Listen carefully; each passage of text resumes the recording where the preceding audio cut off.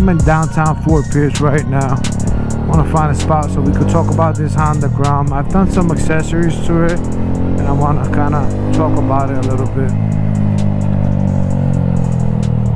Look how beautiful it is out today. I'm out in Fort Pierce by the causeway. It's nice and warm out, no humidity, nice little breeze. Definitely riding weather. Let's talk about some of the add-ons that I've done to the Honda Grom. I added this crossbar. The reason I added this crossbar was because, you know, if I wanted to put an accessory like a cell phone mount, remote control to the GoPros, anything, you know, it's good just to have something for accessories. You could also order a foam cover for it if I plan not to use it, if I wanted to hide the crossbar. Kamimoto bar end mirrors.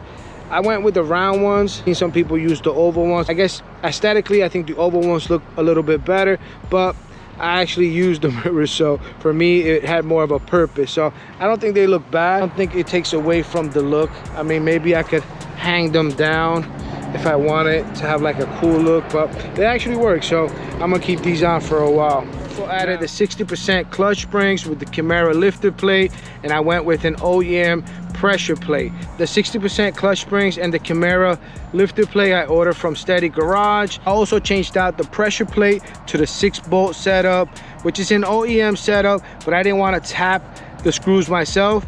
I ordered that pressure plate from Grom Beardo. He sends it to you already tapped with all 6 screws, which I thought it was a no-brainer. I think it was 38 bucks shipped. I'll link it down below if you guys have any interest. I also ordered from Grom Beardo these Grom savers. They're pretty much like a frame slider. I thought they were cool. I hadn't really seen anybody else making them. If I happen to tip the bike over, this will fold up and this will hold the bike up. And I've noticed that when I'm riding, kind of like my foot kind of lays on it. So I was like, you know, it's almost like an extended footrest. So that was a pretty cool idea. I like these. If we come over here to this side, I also did the TST Industries airbox cover. It's an open cover, so it lets a little bit more air in. I combined the cover with the DH Deca tube.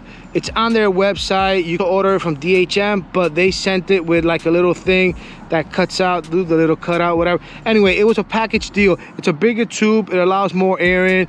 I was gonna have the airbox out anyway, so I upgraded the tube and I did the cover at the same time. And then in the rear, I have the Kamimoto tail delete thing. Also added the little screws from TST Industry. And I only ordered those, they were cheap. I ordered those screws just because when I ordered the airbox cover and the tube, I needed to spend a few more dollars to get free shipping. So I ended up adding those. So if you get those 2 things in your cart, look to see if you can add one more accessory.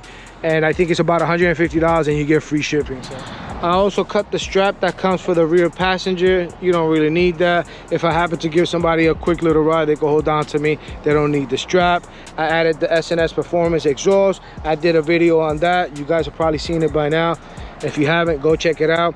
That exhaust sounds awesome. Not super expensive, but it's not the cheapest in the bunch. Anybody was wondering if I saw any gains by adding the exhaust and the airbox cover and tube, actually I did. I'm 5'8", 230 pounds, and I couldn't get it stock over 60 miles per hour.